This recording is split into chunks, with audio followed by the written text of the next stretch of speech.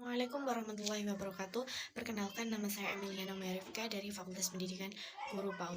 Di sini saya akan membahas tentang menghargai hak dan juga privasi anak. Perlindungan dan hak anak adalah konsep yang menyatu pada upaya untuk melindungi dan memastikan kehidupan yang sehat, aman, dan adil bagi anak-anak. Tujuan perlindungan anak sendiri adalah untuk menciptakan lingkungan yang aman dan melindungi anak dari semua bentuk kekerasan dan juga penyalahgunaan. Menghargai anak juga privasi anak sangat penting karena ini mengutamakan kepentingan terbaik mereka, membangun kemandirian, menghormati mereka, memperkuat hubungan yang sehat, melindungi dari penyalahgunaan, mendukung pendidikannya, dan pengembangan mereka ini membutuhkan kesadaran dan juga komitmen untuk memastikan anak-anak dihormati dan dilindungi dalam sikap adil dan setiap aspek kehidupan mereka. Anak menurut konvensi hak anak adalah individu yang berusia di bawah 18 tahun. Definisi ini mengakui bahwa anak memiliki kebutuhan dan juga hak khusus yang perlu dilindungi dan dipenuhi.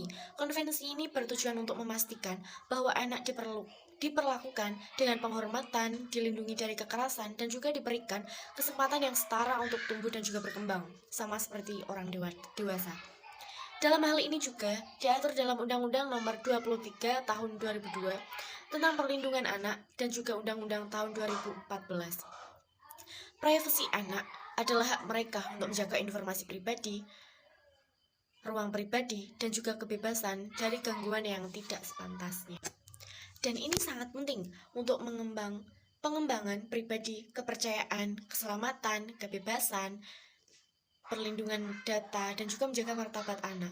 Menghormati privasi anak memberikan mereka ruang untuk tumbuh, berkembang, dan juga membangun hubungan yang sehat. Juga melindungi mereka dari penyalahgunaan dan eksploitasi. Dari kita menjaga privasi anak, mereka juga dapat membangun rasa percaya diri dan menjadi pribadi yang mandiri dan juga bertanggung jawab kepada dirinya sendiri. Secara tidak sadar, ada banyak hal yang sering kita lakukan, dan itu melanggar privasi anak, misalnya dengan pengawasan yang berlebih tentang kita yang sering mengupload atau meng-share, membagikan kegiatan anak, entah itu menangis, anak ini sedang apa-apa, itu termasuk menyalahgunakan privasi anak. Karena kita tidak tahu data itu tersimpan sampai kapan, entah sampai berapa tahun yang akan datang, dan itu bisa menjadi jadi kayak bumerang bagi diri kita maupun anak tersebut, entah ia merasa malu, entah ia merasa terusik pribadinya, itu juga salah. Kita juga tidak boleh mengawasi yang berlebihan secara nggak langsung, seperti kita menekankan anak bahwa kamu tidak boleh ini, kamu tidak boleh itu, kamu harus ini dan harus ini, kamu harus mengikuti aku dan aku. Itu tidak bisa, karena itu juga melanggar hak anak dalam memilih, hak anak dalam berpendapat. Itu tidak boleh. Kita sebagai orang dewasa, kita sebagai orang tua, kita hanya perlu memberi saran, kita hanya perlu mengingatkan yang terbaik itu seperti apa, ini yang baik, ini yang buruk. Kita hanya perlu mengingatkan, kita hanya perlu mendengarkan bagaimana anak itu inginkan, seperti itu. Penyalahgunaan teknologi dan juga sosmed itu sering terjadi ya, entah itu menyalahgunakan foto, video, itu juga bisa untuk eksploitasi anak dan sebagainya. Sebagai orang dewasa, penting bagi kita untuk menghormati privasi. Itu sangat-sangat penting agar mereka juga dapat tumbuh dengan rasa harga diri dan juga kepercayaan diri yang sehat.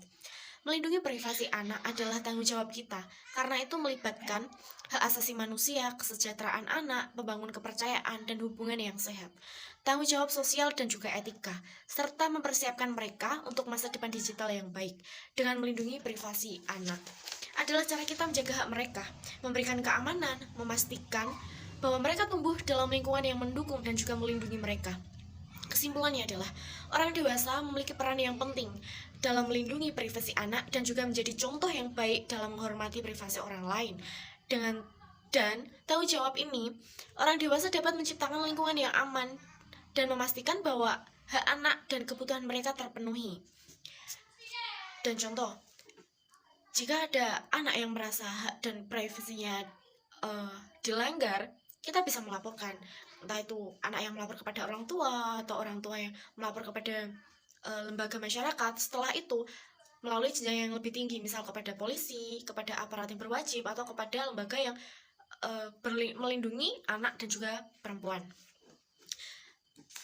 Hanya itu yang bisa saya sampaikan, kurang lebihnya mohon maaf.